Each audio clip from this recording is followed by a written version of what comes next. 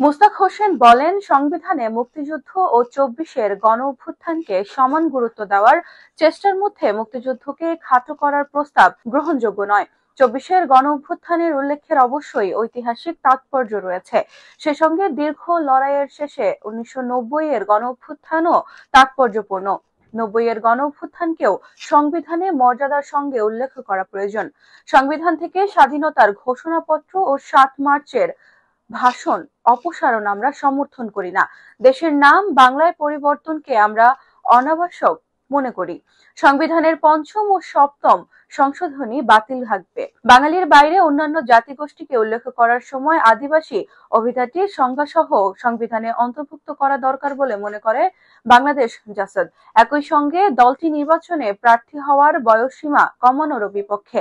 সংবিধানে ৭০ অনুচ্ছেদ শুধু অর্থ বিলে দলীয় সিদ্ধান্তে ভোট দেওয়ার ক্ষমতা রাখার প্রস্তাব করা হয়েছে।